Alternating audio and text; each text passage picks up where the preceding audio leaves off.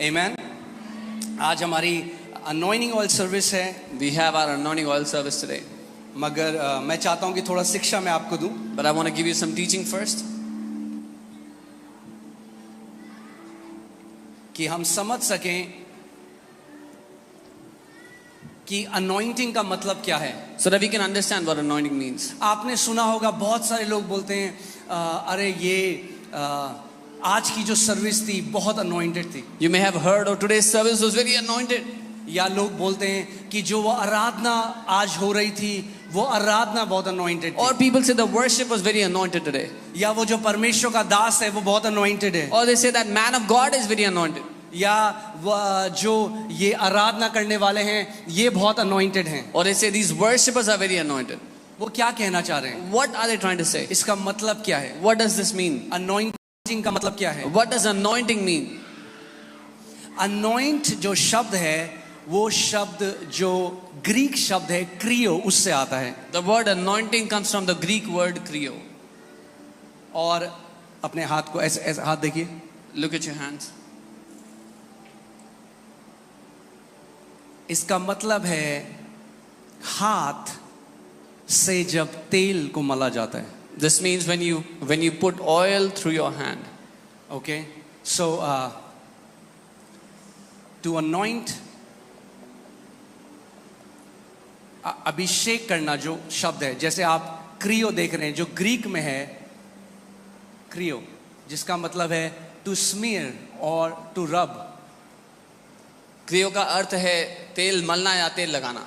तेल मलना, हाथ से तेल को मलना. To smear oil with your hand. आप समझ रहे हैं? मैं आपको बहुत आसान आज, वैसे तो मैंने आपको बताया है, आप अगर इस कलीसिया में हैं तो आप कलीसिया में नहीं है, आप एक बाइबल कॉलेज में हैं. I've told you if you're in this church, you're not in a church only. This is a Bible और college. अगर आपका हृदय सीखने वाला है, आप शिक्षा चाहते हैं तो आप परिपक्व हो जाएंगे परमेश्वर के वचन. And if you have a teachable heart, a heart that desires to learn, you will become mature in the Lord. और बिना बाइबल कॉलेज गए हुए परमेश्वर आपको ज्यादा ज्ञान और बुद्धि देगा बाइबल कॉलेज वालों से. And without going to a Bible college, God will give you more wisdom and understanding than those that go to Bible college. Amen.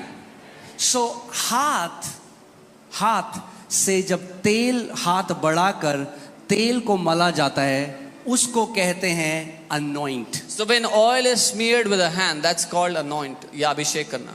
So जब हम बोलते हैं कि ये कलीसिया बहुत anointed है, इसका मतलब है परमेश्वर का हाथ उस कलीसिया के ऊपर है.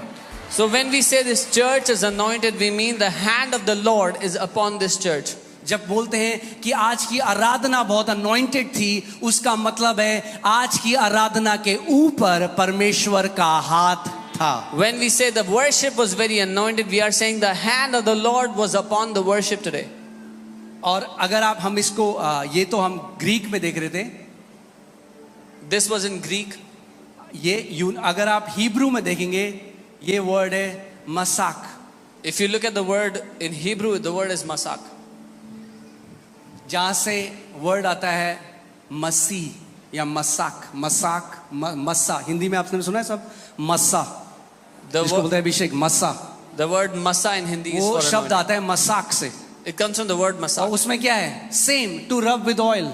And it is the same word तेल लगाना, तेल मलना. मगर आप ऑयल से कैसे रब करते हैं? अपने हाथ से. कैसे रब करते हैं? But how do you rub with कंधे से oil? नहीं,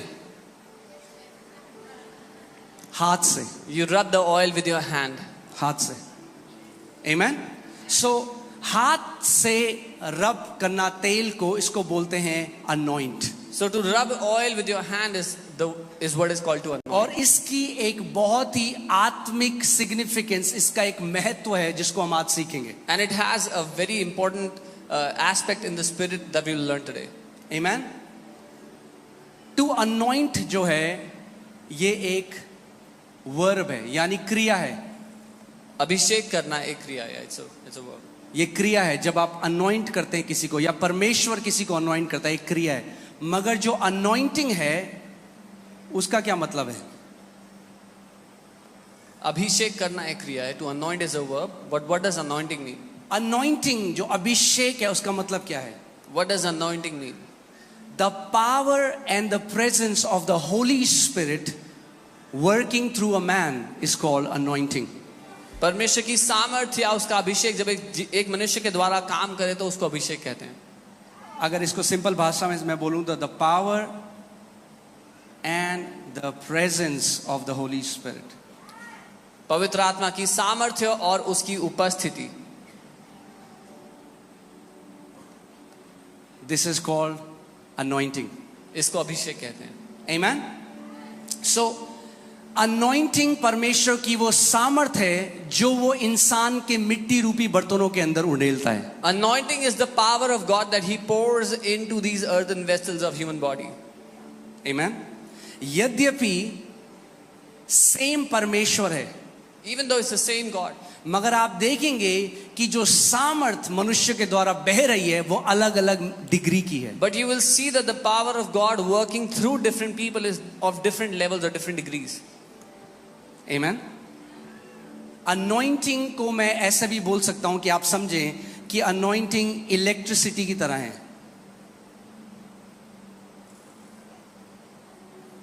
Anointing can be understood like electricity. किसकी तरह है? बिजली की तरह. अभिषेक किसकी तरह है? बिजली की तरह. मगर अगर बिजली को आपके घर आना है तो बिजली को एक मीडियम यानी तार की जरूरत होती है. So if electricity has to come into your house, it needs a medium, a connection. Clear है between. सबको? बिजली ऐसा नहीं करते आपकी आपको अपना वॉशिंग मशीन चलाना है तो आप बारिश में बाहर रख देते हैं कि बिजली आएगी तो मेरी वॉशिंग मशीन चल जाएगी. So if you want to run your washing machine, you know, keep it outside, that electricity will fall on it. बिना मीडियम के इलेक्ट्रिसिटी फ्लो नहीं कर सकती. Without a medium, electricity cannot flow. ऐसे ही परमेश्वर की सामर्थ को फ्लो करने के लिए भी एक मीडियम चाहिए होता है, एक पात्र चाहिए होता है, एक बर्तन चाहिए होता है जिसके अंदर वो अपनी सामर्थ को उंडेलता है. This is how the power of God also needs a medium, a vessel through whom God works His power.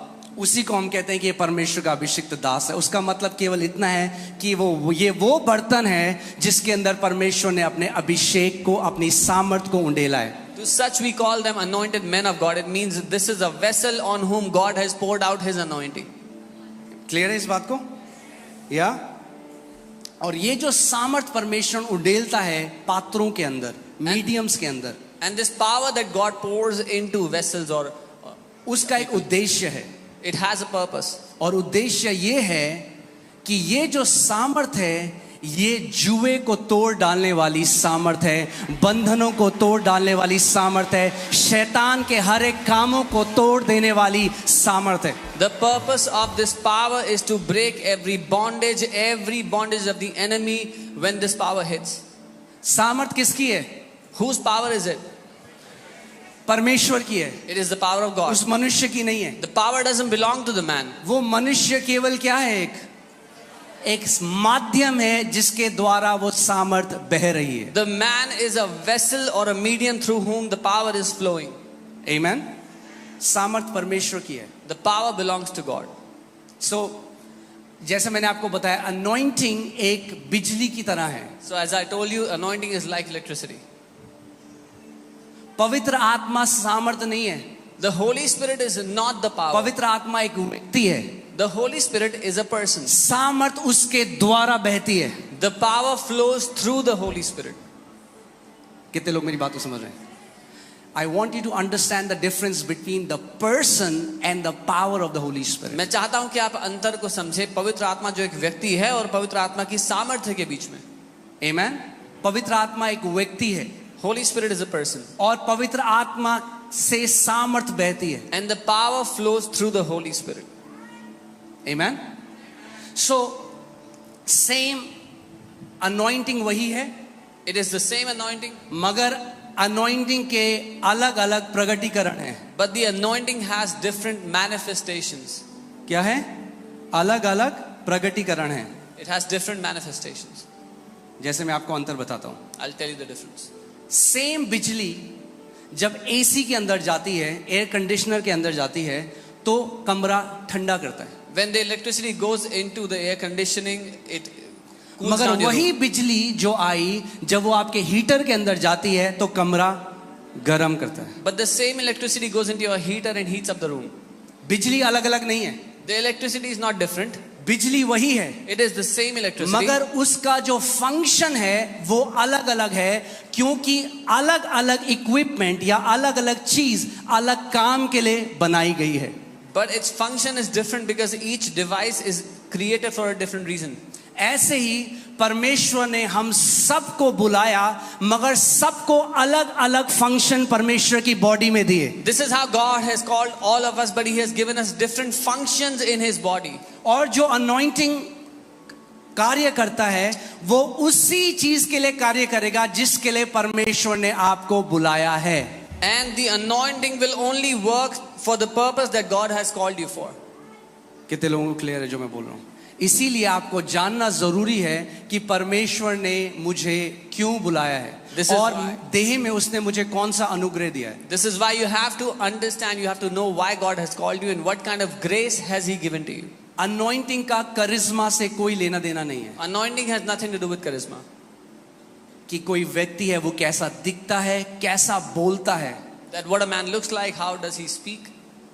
आप बहुत अच्छा बोलना सीख सकते हो, दुनिया के बेस्ट कॉलेज में जा सकते हो, मगर अच्छा बोलने से कैंसर नहीं चंगे होंगे. You can go to the best college of the world, you can become the best orator, but just by good speaking you cannot heal cancers. Amen. Anointing को या परमेश्वर की सामर्थ को फेक नहीं किया जा सकता. You cannot fake the power of God. पता लग जाता है जहां पे वहां पे है, दुनिया को पता है, जहां पे नहीं है वहां पे सबको पता है नहीं है. It is easy to find out where the power of God is and where it isn't. Amen. So मैं आपको कुछ गुड न्यूज दूंगा. I'll give you a good news. और गुड न्यूज है, कितने लोग आज मसीह में हैं, प्रभु यीशु मसीह में हैं? How many of you are in the Lord Jesus today? आप प्रभु यीशु मसीह में विश्वास करते हैं? अपने हाथ को दिखाइए. If you believe in the Lord Jesus, show me. मेरे पास एक अच्छी न्यूज है आपके. I have a good news for you. आप सबके पास अनॉइंटिंग है. All of you have anointing. बोलो मेरे पास अभिषेक है. Say, I have the anointing. अब ये एक बहुत ही लंबी स्टडी है. जब मैं इसको कर रहा था मैंने कहा एक संडे तो कैसे करेंगे, मुझे अनॉइंटिंग चाहिए कि मैं जल्दी से अनॉइंटिंग के बारे में सिखा सकूं. I need anointing to teach you quickly what this study is about. सो मैं जल्दी जल्दी कुछ चीजें बोलूंगा और आपको जल्दी जल्दी सुनना, और आपको भी अनॉइंटिंग चाहिए उसको जल्दी जल्दी समझने के लिए. So I'll tell you some things quickly. You need to catch them quickly. I don't know. Amen. So पुराने नियम में क्या होता था? पुराने नियम में परमेश्वर की जो उपस्थिति थी वो तंबू के अंदर जो अति पवित्र स्थान था वहां पे शट थी, वहां पे बंद थी. So in the Old Testament, the power of God was shut. The anointing of God was shut under the tabernacle, the tent. और केवल 3 तरह के ऑफिस थे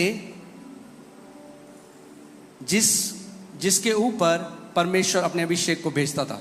And there were only 3 kinds of offices upon whom God sent his power or his anointing. वो था याजक, It was the priest, भविष्यद्वक्ता a prophet, और राजा.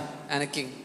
केवल जो लोग इन 3 ऑफिस में होते थे उनके ऊपर परमेश्वर का आत्मा उतरता था. Only those people that operated in these offices, the Spirit of God would come upon them. बाकी जो लोग थे All वो the other people. Spiritually dead थे, यानी आत्मिक रीति से वे परमेश्वर को नहीं जान सकते थे. All the other people were spiritually dead. They could not have known God spiritually. सो अगर उन्हें कुछ भी जानना है So if they needed to know anything, तो उनको इनके पास जाना पड़ेगा. they had the need to go to one of these मगर people. नए नियम में ऐसा नहीं है. But this is not so in the new covenant. नए नियम में पवित्र आत्मा केवल प्रेजेंस या पावर नहीं, the person of holy spirit came to stay in us. In the new covenant, not just the power but the person, पवित्र आत्मा जो एक व्यक्ति है वो हमारे अंदर रहने के लिए आ गया.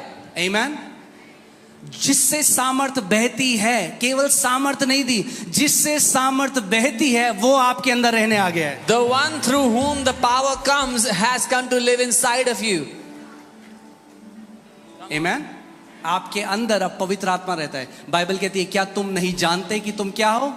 पवित्र आत्मा का मंदिर हो. You now have the Holy Spirit living inside of you. The Bible says, do you not know that you are the temple of the Holy Spirit? आमेन. सो पवित्र आत्मा अब आपके अंदर रहता है. So the Holy Spirit lives inside of you. सो 2 अलग अलग experience है अनॉइंटिंग के. So there are 2 different experiences of anointing. पहला है, अगर आप लिख रहे हैं तो इसको लिख लीजिए, the anointing with in. If you're writing, write it down. वो अभिषेक जो हमारे अंदर होता है. The anointing with in. वो अभिषेक जो हमारे अंदर है.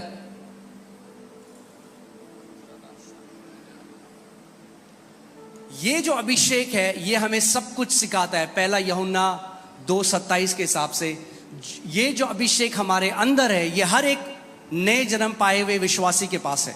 This anointing is within every born again believer. ये आपको सिखाता है, ये आपको बताएगा परमेश्वर के बारे में, आप परमेश्वर में बढ़ते जाओगे। 1 John 2:27. This anointing teaches you so you can grow in the Lord. मगर एक और अभिषेक है जो आपके ऊपर आता है, that's anointing upon. But there is another anointing that comes up on you. वो आपके ऊपर आता है. बोलो within, बोलो अंदर, ऊपर, बोलो अंदर, ऊपर। अंदर है It's within आपके लिए, for you. ऊपर है It's upon you औरों के लिए। for others. फिर से मैं बोलता हूं, अंदर है, It's within you. बोलो मेरे अंदर जो अभिषेक है मेरे लिए है। मेरे ऊपर जो अभिषेक है वो औरों के लिए है। हमें दोनों चाहिए। We need both. आमेन। लूका 4:18 अगर आप लगाएं, प्रभु यीशु मसीह ने क्या कहा? The spirit of the Lord God is upon me. Luke 4:18. प्रभु का आत्मा मुझ पर है, उसने कहा. मेरे ऊपर है, It's upon me. अपॉन। ये उस अभिषेक की बात हो रही है जो दूसरों के बंधनों को तोड़ता है। This is that anointing which breaks the bondage of others. जब आप प्रीचिंग करते हो तो किसके लिए? औरों के लिए कर रहे हो आप। When you are preaching to others. यहाँ पे आप देखिए, प्रचार करने के लिए, जो चंगा करने के लिए, जो बंधन में पड़े हुए हैं उनको आजाद करने के लिए ये अभिषेक आपके ऊपर आता है। So this anointing comes up on you to preach the gospel to the poor, to heal the brokenhearted, to proclaim liberty, set the captives free. और जैसे मैंने आपको बताया था कि अभिषेक वही हो सकता है, दो लोग हैं उनके ऊपर पवित्र आत्मा उतरेगा, मगर दोनों का फंक्शन परमेश्वर की बॉडी में बिल्कुल अलग हो सकता है। And just as I told you that two people can have the anointing, the same anointing come upon them, but their functions in the body are different. सबसे बड़ी गलती हम कई बार क्या करते हैं, जब हम किसी और को कॉपी करने की कोशिश करते हैं। The greatest mistake we all make is when we try to copy somebody else. हम लोग सीखेंगे, हमें सीखना जरूरी है। मैं आखिरी सांस तक सीखता रहूंगा। We have to learn. I will continue learning till my last breath. Amen? मगर अगर कोई प्रॉफिट है, But if somebody is a prophet, वो बुलाया गया है प्रॉफिट होने के लिए, who is called to be a prophet, मैं अपने आप से प्रॉफिट नहीं बन सकता, मैं अपने आप को नहीं बुला सकता, आप अपने आप को नहीं बुला सकते। परमेश्वर जब तक हमें नहीं बुलाएगा वो बेकार है। I cannot call myself to be a prophet unless God calls me. Me calling myself anything doesn't matter. Amen? So अभिषेक वही है, पवित्र आत्मा देता है, मगर उसके फंक्शन अलग अलग हैं परमेश्वर की बॉडी So में। the anointing is the same that the Holy Spirit gives, but its functions are separate. It's different in the body of अब Christ. मेरे पास पूरा समय नहीं है आपको ले जाने का, मैं जल्दी से आपको बताऊंगा। अभिषेक आता है लीडरशिप के लिए। Anointing comes for leadership. Amen? हम लोग देख सकते हैं ये नंबर 27:18 से 19। हमारे पास अभी इतना टाइम नहीं है, बट मैं जल्दी से आपको बता दूंगा। परमेश्वर ने मूसा को कहा कि जोशुआ के ऊपर अपने हाथ को रख। God told Moses to lay his hands on क्या रख? Joshua. अपने हाथ को। मैंने क्या बताया था आपको? हाथ क्या सिंबल है? What did I tell you? Anointing का। The hand signifies. परमेश्वर मूसा को कह रहा है, जब तू अपने हाथ को जोशुआ पे रखेगा वो एक प्रोफेटिक साइन है कि मैं अपना हाथ जोशुआ के ऊपर रखूंगा। God tells Moses, when you lay your hands on Joshua, it's a sign that I am laying my hands on Joshua. Amen? और क्या हुआ? जैसे ही मूसा ने उसके ऊपर हाथ रखा, परमेश्वर का आत्मा उस पे आया, सो जोशुआ लीडर बन गया। So the moment Moses' hand came upon Joshua, he became a leader. Okay, मैंने आपको क्या बताया था? अभिषेक परमेश्वर ने कैसे किया है? मिट्टी के जो बर्तन है उनके द्वारा बहता है। What did I tell you? How has God anointed through vessels through earthen vessels? Amen? दूसरा एडमिनिस्ट्रेशन करने के लिए। The second is for administration. मूसा थक गया, लाखों की भीड़ है। Moses was exhausted. Lakhs of people were there. पहले मैं आज ये कहूँ, मेरे को बड़ा बुरा लगा जान के आज बहुत सारे लोग वापस गए हैं क्योंकि जगह ही नहीं थी यहाँ पे। First, let me tell you, many people have gone back to and I feel very please bad. पूरी कलीसिया प्रार्थना करो कि प्रभु हमें वो लैंड दे कि हम जल्दी अपनी लैंड में जाएं। So please pray that God will give us the land where we should go. Amen? कोई वापस ना जाए। Yeah, nobody should go back. Amen? So anyway, मूसा के साथ क्या हुआ? मूसा थक गया, सुसाइडल हो गया। वो कहता है बस मुझसे नहीं कर, मुझे नहीं करनी सेवा. Moses was exhausted. He was suicidal. He said, I don't want to do this anymore. तो परमेश्वर ने उसका 70 लोगों को बुला. मैं आपको जल्दी से वर्स बता देता हूं कि आप घर जाके पढ़ सकें. नंबर्स 11:25. गिनती 11 उसका 25. और परमेश्वर ने कहा 70 लोगों को बुला, जो आत्मा तेरे ऊपर है वो मैं उनके ऊपर डाल The दूंगा. Lord said, call 70 people. The spirit that is upon you, I'll put upon them. तो एडमिनिस्ट्रेटिव रोल में आ गए वो लोग. So those 70 people came into administrative roles. आमेन. फिर हम देखते हैं अलग अलग फंक्शन है. जैसे आर्टिस्ट होने के लिए परमेश्वर ने बेजालेल एक व्यक्ति था जिसको आप एक्सोडस 31 में पढ़ सकते हैं. परमेश्वर का आत्मा उसके ऊपर आया और वो एक क्राफ्ट्समैन बन गया. निर्गमन 31 में you will see that there's a man named Bezalel. The spirit of the Lord came upon him and he became a craftsman.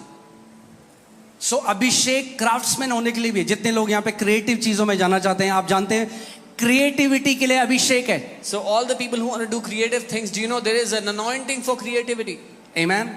और हर बार जब संडे वचन प्रचार होता है परमेश्वर उसको कॉन्फर्मेशन देता है. सो जो कोई क्रिएटिविटी फील्ड में है, आज आप रिसीव करोगे उस अनॉइंटिंग को जो आपको वहां लेकर जाएगा जहां आपका ह्यूमन, आपका इंटेलेक्ट आपको नहीं लेके जा सकता. And every time the word is being preached, the Lord is pouring out anointing for creativity. So that anointing will take you to the place where you cannot reach by your own efforts. और फिर हम बहुत सारा देखते हैं अलग अलग manifestation. जैसे गवर्नमेंटल, डैनियल था वहां पे, और जोसेफ जैसे हम देखते हैं बिजनेस के लिए.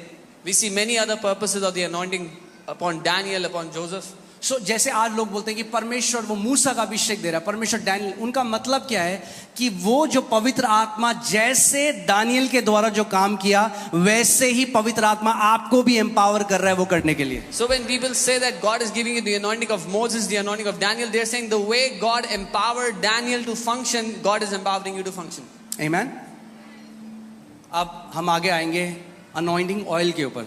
Now we'll come on the मैं आज थोड़ा वनरेबल होकर आपको अपना हार्ट भी शेयर करूंगा, I'll also share my heart with you vulnerably. क्योंकि मुझे लगता है ये क्या विश्वासी लोग तेल के पीछे भाग रहे I used to think, why are believers running up after this oil? हैं. वचन सिखाओ भाई. Teach the word. और कोविड जब आया, And when COVID hit, वो संडे हमारा आखिरी संडे था, उसके बाद लॉकडाउन लग गया. that Sunday was our last Sunday, and then the और lockdown. उस संडे से पहले सैटरडे रात को मुझे एक ड्रीम आया. And before that Sunday, on Saturday night, I saw a dream. और एक परमेश्वर के दास जिनका मैं बहुत ऑनर करता हूँ, bishop David Oyedepo, And a man of God whom I dearly honor, Bishop David Oyedepo. वो मेरे कमरे में आए He came और into my उन्होंने room. मेरे सर के ऊपर तेल कोंडेला He came into my room and he poured out oil on my head. और उन्होंने मेरे लिए प्रार्थना करी. And he prayed for me. और जब मैं सुबह उठा And when I woke up in the तो morning, परमेश्वर ने कहा अनॉइंटिंग ऑयल सर्विस कर चर्च में. the Lord said, do an anointing oil service in the church. मैं कह रहा हूँ ओ प्रभु, And I'm like, oh Lord, ये तो मेरी थियोलॉजी के बिल्कुल अगेंस्ट है. this is totally against what I believe. सो मैंने दूसरी पवित्र आत्मा, सेकंड होली स्पिरिट जो है बीवी, So I went to the second Holy Spirit, my wife. Helper बोला गया ना वाइफ को, और पवित्र आत्मा को भी हेल्पर कहा गया. Wife is called a helper and Holy तो Spirit is मैंने also called बताया, helper. मैंने बताया मोनिका को, मैंने कहा परमेश्वर कह रहा है कि अनॉइंटिंग ऑयल सर्विस करनी है. I said, the Lord is saying you have to do anointing oil service. सोचो उन्होंने पहली चीज क्या बोलेगी. The first अच्छा thing- the first तुम तो हमेशा कहते हो तेल की जरूरत नहीं होती. You always say you don't need oil. मैंने कहा जब परमेश्वर कुछ कहता है मेरी थियोलॉजी एक तरफ और उसको ओबे करना एक तरफ. I said, when the Lord says something, all of my knowledge, all my theology is on one side and obeying Him is on the because other मुझे side. एग्जैक्टली पता था ये परमेश्वर की तरफ से, ये मेरा माइंड नहीं है, ये ऐसे ही ड्रीम नहीं है. Because I exactly knew this is from the Lord. This is not just my mind, not just a dream. और अगले संडे हमने अनॉइंटिंग ऑयल सर्विस करी Next Sunday we did an anointing oil service. और परमेश्वर ने हमारी पूरी कलीसिया को प्रोटेक्ट किया. And God protected our entire church. Praise God. वो एक अच्छा परमेश्वर है. He's a good God. और तब परमेश्वर मुझे सिखाने लगा. And then the Lord started मैं to जानता हूँ teach. इसमें एक्सट्रीम है और हम उसकी बात भी करेंगे, मगर मैं आपको बता रहा हूँ कि परमेश्वर ने फिर मेरे को सिखाया कि ये केवल एक सिंबल मात्र नहीं है, क्योंकि पहले मैं सोचता रहा तेल केवल सिंबल है होली स्पिरिट का. I know there is an extreme in this and we'll talk about that, but earlier I should think that oil is only a reflection or a symbolic of the Holy Spirit. But it's not. परमेश्वर ने मुझे बताया ये केवल symbol ही नहीं, ये मेरी ordinance है. The Lord said, this is not just a symbol, it's my ordinance. मैं आपको बताता हूँ कैसे. जैसे रोटी, यीशु मसीह ने क्या कहा, जब हम रोटी लेते हैं, हम प्रभु भोज लेते हैं, वो किसको दर्शाता है? परमेश्वर की देह को और उसके लहू को. When we take the Holy Communion, we take the bread which reflects the body of Jesus, the blood, the juice, the blood of Jesus. क्या वो सच में मांस है यीशु मसीह का? Is it literally the flesh of Jesus? नहीं, No. मगर हम विश्वास से जब लेते हैं But कि when ये we- यीशु का देह है, ये उसका मांस है, ये उसका लहू है, तो हम एक स्पिरिचुअल बेनिफिट हमें मिलता है उससे. But when we take it by faith that this is the body of Christ, this is the blood of Christ, we get a spiritual benefit out of it. हमने मार्वलस टेस्टिमनीज देखी हैं, We've seen marvelous testimonies. मगर आज कई कलीसियाओं में वो एक tradition बन के रह गया है. But today in many churches it is reduced down to a और जब tradition. आप किसी चीज को बिना रेवलेशन के करेंगे तो आपको उसका बेनिफिट नहीं होगा. And when you do something without revelation, there'll be no benefit. आमीन. कितने लोग मेरी बात समझ रहे हैं? ऐसे ही अनॉइंटिंग ऑयल भी है. Similarly, anointing oil is also an ordinance. आप जानते हैं यीशु मसीह के साथ जब चेले उसके साथ थे, मार्क 6:12-13 हम देखेंगे. मरकुस मरकुस 6:12-13 देखते हैं यहाँ पे क्या लिखा है. When the disciples were with Jesus, we'll see this. You know, Mark 6:12-13. जब चेले so they went out and preached the people should repent. तब उन्होंने जाकर प्रचार किया कि मन फिराओ. And they cast out many demons and anointed with oil many who were sick and healed them. और बहुत सी दुष्ट आत्माओं को निकाला और बहुत से बीमारों पर तेल मलकर उन्हें चंगा किया. So anointing oil केवल ओल्ड टेस्टमेंट की चीज नहीं थी. The anointing oil is not only in the Old Testament. चेले जब यीशु मसीह के साथ थे When the disciples were with तो वो Jesus, जाकर तेल मल रहे थे they went and they anointed with oil. और लोग चंगे हो रहे थे. And people were being healed. There is a mystery to it. एक रहस्य है इसके पीछे. फिर परमेश्वर मुझे सिखाने लगा इसके बारे में. And then the Lord started to teach me about this. कई बारी क्या होता है कि we can react to a truth because we don't have the full revelation of it. Yeah. कई बार हम एक सत्य सुन करके उसको जल्दी से प्रतिक्रिया करते हैं क्योंकि अगर हमें आप पुरानी मेरी शिक्षा सुनेंगे जो मैं दे रहा हूं तो मैं थोड़ा रिएक्टिव मैंने बोला है. If you hear my old teachings, I've spoken a little reacted there. Amen. मगर आज भी देखिए इसका दूसरा साइड क्या है कि लोग नहीं जानते मसीह में वो कौन है. वो केवल कहते हैं वो तेल की सीसी एक वो बन गई है, वो उसकी पूजा करने लग जाते हैं. तेल की सीसी की पूजा नहीं करते हम. But even today, many people don't know who they are in Christ and they worship an object of the oil bottle. जानो कि अनॉइंटिंग ऑयल के पीछे क्या रेवलेशन है, क्या प्रकाशन है, वो किस चीज को दर्शाता है. First, find out what the anointing oil bottle reflects, it represents. What does it mean? Amen. So जब हम वचन में देखते हैं पहले से तो हम देखते हैं कि प्रभु यीशु मसीह के चेले तेल मलकर लोगों के लिए प्रार्थना कर रहे थे. When we see the word, we see the disciples of Jesus were anointing people and healing them. This is New Testament. ये नई वाचा है. उसके बाद कलीसिया को कमांड दी जाती है. After that, the church is The commanded. Bible says all scripture is God breathed.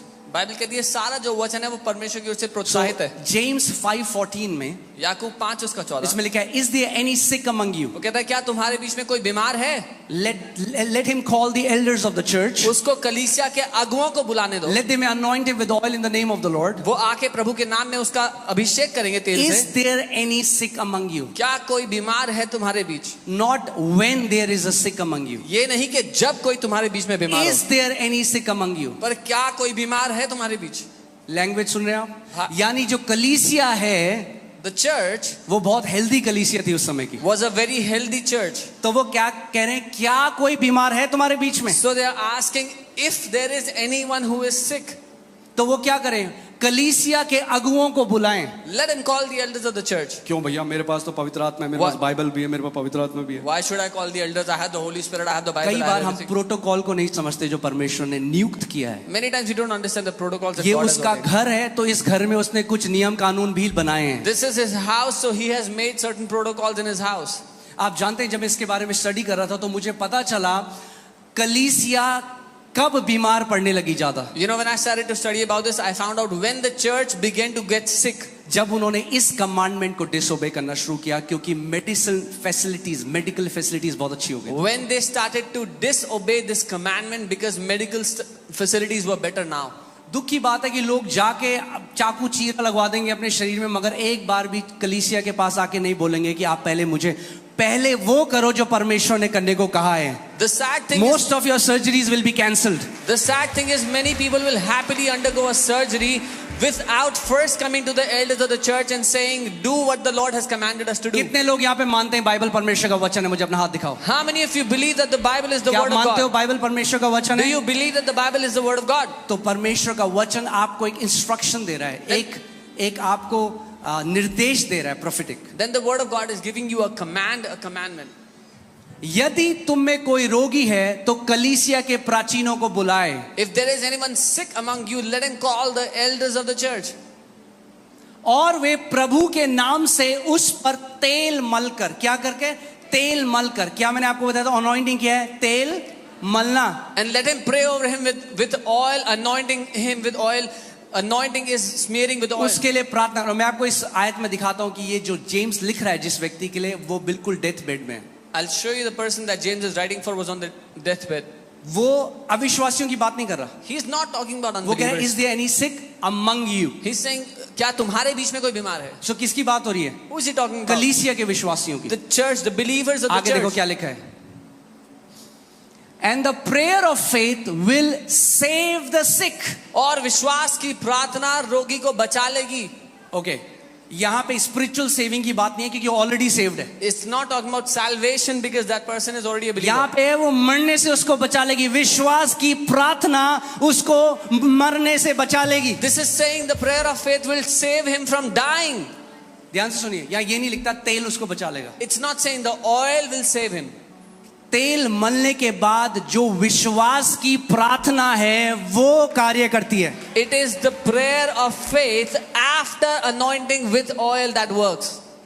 सो तेल जादू नहीं है. The oil is not वो magic. कुछ तिलस्मानी ऑब्जेक्ट नहीं है. It is not a mystical